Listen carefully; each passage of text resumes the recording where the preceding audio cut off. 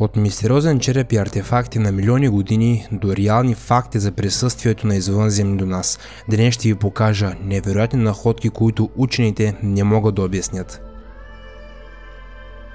И преди да продължим, искам да споделя с вас, че всеки един мой видеоклип се превежда на над 100 езика. Сред тях са едни от най-говорените езици в света, като португалски, китайски, испански, френски, английски, украински, италиански, турски, индийски, немски, японски, арабски и още много други. Не забравяйте да включите субтитрите. Приятно гледане! Датският череп. Нека да започнем с черепа. Изглежда, че това е една от най-примитивните находки, които може да си представите. В края на краища археолозите намират черепи почти всеки ден. Това е вярно. Но черепите са различни. Има обикновени черепи, има издължени черепи, а има и черепи като този в Дания. В тази страна на остров Зеландия има един остров с това име. Преди няколко години там откриха една много необичайна находка. По време на ремонт на комуникациите, работниците открили добре запазен череп, чиято принадлежност експертите не могли да определят от пръв поглед. Това е човешки череп, но очните ямки са твърде големи. Не мислите ли? Хората никога до сега не са намирали подобно нещо. Учените са успели да го датират само с една дата. Оказало се, че човекът, на когото е принадлежал черепа, е живял преди хиляди години. Но кой е бил той? Уфолозите са уверени, че работниците са успели да намерят черепа на истинско извънземно. И защо не? Това е доста добра теория. Именно извънземните са изобразявани с много големи очи, а формата на черепа е подобна на главата на типичен извънземен. Това се доказва и от друг факт. След много изследвания, учените стигнали до заключението, че черепът принадлежи на вид, който не живее на нашата планета. За съжаление, е намерен само черепът. Другите останки така и не са намерени. Но при всички случаи, тази находка е още едно потенциално доказателство, че извънземните са посещавали нашата планета. Това в никакъв случай не е единственият подобен артефакт.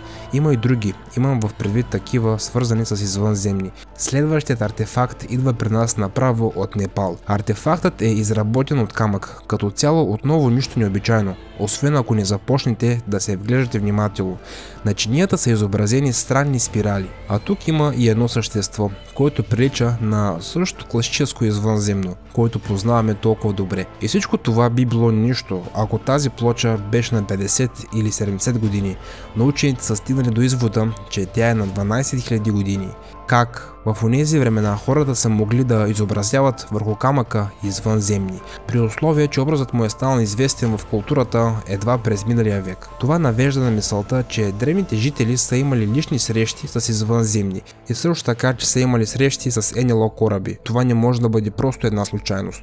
Може би извънземните са помогнали по някакъв начин на древните жители и за това те са им отблагодарили, за да ги увековечат на камък. Звучи налудничево, но подобни артефакти са открити и на други места. Например в Древен Египет. Съществува и друга версия, според която не става дума за извънземни на някои от местните жители от онези времена. Смята се, че те може да са се смятали за потомци на същества с извънземен произход, но ако е така, това поражда още повече въпроси. Все по-често започва да изглежда, че историята, каквато я познаваме, е фундаментално погрешна и че нещата всъщност са били съвсем различни. И не говоря само за контакт с извънземни или нещо подобно. Следващият артефакт, например, може да докаже, че цивилизацията е съществувала много преди тях. Според общата история, през 1991 година група изследователи плуват в река Народна в Урал, опитвайки се да намерят злато. Те не намерили злато, но открили нещо по-интересно – волфрам, пружини и други метални елементи с неясен произход и предназначение. Защо те са по-интересни? Може би някой от вас би се запитал. И е прав. На пръв поглед това са просто безполезни неща, но това е само на пръв поглед. Търсачите на злато не са изхвърляли артефактите и са ги занесли на други изследователи.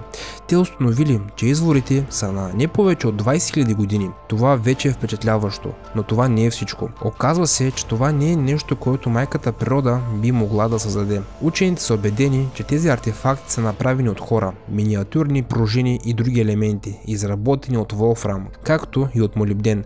Според учените, дори в съвременните технологични условия не е възможно хората да създават нещо подобно. Какво да кажем за хората, които са живели преди 200 000 години? Тогава Homo sapiens всъщност едва е започвал да се развива като вид. Хората са имали възможно най-примитивния живот. И така, кой е направил изворите? Съществуват две теории. Според първата теория, той е направен от някаква изчезнала или тогава изчезваща напреднала цивилизация, която учените или не знаят, или не разказват, за да не променят хода на историята. Според втората версия не е имало никаква цивилизация, а изворите и другите елементи са се появили в резултат на експлозия. За това свидетелстват ясно изразените неравности на частите, които също са изправени. Уфолозите смятат, че тези извори някога са били части от космически кораб на извънземна цивилизация, който неуспешно е навлязъл в нашата атмосфера и се е взривил над Урал. Не е нужно да търсите странности в космоса, тъй като и без извънземни си имаме достатъчно собствени загадки, както и митични и мистични същества. Едно от тях са малките джуджета. За тези джуджета са разказвали различни народи. Те могат да се назовават по всякакъв начин, да имат различни черти, но същността винаги е била една и съща. Малки същества, живеещи под земята и известни със своите умения. Може би всички тези истории не са толкова митични, тъй като през 1932 година е открита много необичайна находка. По време на добива на злато в планината Сан Педро в САЩ работниците взривили скала с златна жила и когато прахът се отложил, видели мумията на малък човек. Мумията била в седнало положение и е била висока 18 см. Учените смятат, че в изправено положение тя е щяла да достигне около 40 см. Теглото на мумията също е било скромно, по-малко от 350 грама. Черепът на мумията от Сан Педро, както я наричали, бил изкривен, очите били изпъкнали, а главата е била покрита със странна субстанция. Когато това откритие е станало известно, много скептици веднага са помислили, че става дума за банален фалшификат. Те са твърдели, че куклата е изкрита в скалата, за да се подиграят с учените, но всички скептици са грешали. Учените изследвали мумията с помощта на рентгенови лъчи и установили, че тя е повече от истинска. През мумията прозирал скелет, а някои от костите били счупени. Нещо повече, мумията дори е запазила ногтите си. Всичко сочи, че това съвсем не е фалшификат. Но какво е тогава? Някой си е помислил, че това е детска мумия. Но не е ли твърде малка? Друга версия е гласяла, че работниците са открили рядко срещано джудже, а други, че това е един от така наречените малки човечета. Легендите за тях са често срещани в Съединените щати, но има и друга версия, според които това е мумия на истинско джудже или дори на извънземно. Така или иначе, никой не е успял да стигне до истината и едва ли ще успеем. През 20 век мумията изчезва и от тогава нищо не се знае за нея. Все пак дори тази мумия включва версия за извънземни. Изглежда, че нито една мистериозна находка не може да бъде версия на извънземни. И следваща също. Тук става въпрос за сините или небесните камъни. Изглеждат много красиви. Вярно е, че рядко се виждат, но не изглежда да са нещо необичайно. Но теоретиците не са съгласни с това. Тези камъни са купени от геолога Анджело Питонов през 1990 година. Той се здобива с артефактите от вожда на едно племе в Сиера Леоне в Западна Африка. Защо би искал да ги купи? Защото самите членове на племето казали на Анджело, че камъните са им подарени от извънземни.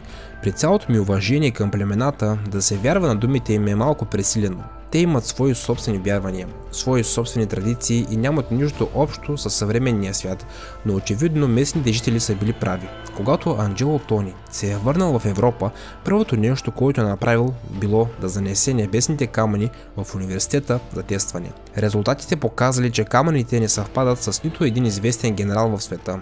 Анализът е показал, че 77% от камъните се състоят от чист кислород, а останалият състав е от въглерод, калций и неизвестно органично съединение. Освен това, камъните са оценени на 55 000 години. Други независими учени също са ги изследвали, но не са могли да отговорят какъв вид минерал са. Всичко сочи, че камъните наистина са дар от небето.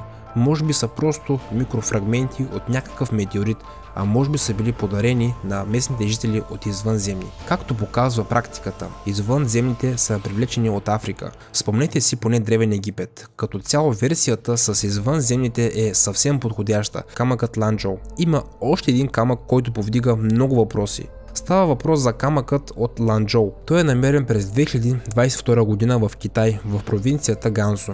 Той далеч не е толкова красив, колкото небесните камъни. Също така не е особено забележителен минерал с черен цвят, но само ако пренебрегнете няколко детайла. Първо, самият минерал е изключително твърд и второ, той съдържа метална пръчка с резба. Това отново не ви казва нищо, но има и трети момент. Учените са оценили възрастта на находката на 300 милиона години. Оказва се, че тези 200 000 годишни извори са нищо. Защо мисля така ли? Защото изследователите стигат до заключението, че пръчката с резба не би могла да бъде естествен предмет. Всички признаци сочат, че тя е била изкуствено направена, а това изисква високо ниво на технически познания.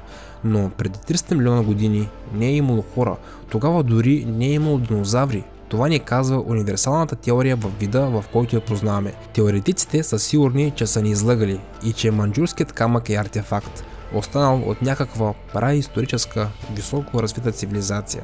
Те вярват, че историята за произхода на живота на нашата планета може да е много различна от това, което знаем. Древните, високо развити цивилизации, ако действително са съществували, са имали пръст не просто в някакви малки камъчета или извори, а в грандиозни структури. Точно в това вярват теоретиците.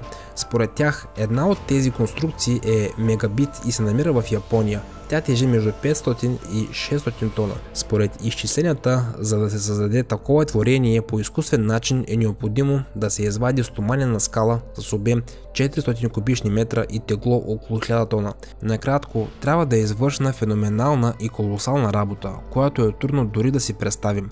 Този факт сам по себе си е поразителен за ума, но това не е всичко. Според официалната версия, монолитът е каменна гробница. Но защо да се занимаваме толкова усилено с една гробница? И дори да е така, как древните хора са успели да създадат този мегалит без подходящи инструменти? Според една от теориите, те са имали инструментите, само че никой не ни е разказвал за тях, за да не променим историята. Теоретиците смятат, че древните хора са разполагали с механизми от някакъв вид бор, който е раздробяла скалата и я обработвал. Но дори в тази версия има слаб момент, защото на долния край на мезолита няма следи от обработка. Освен това, върху скалите около неолита няма следи нито от машини, нито от ръчни инструменти.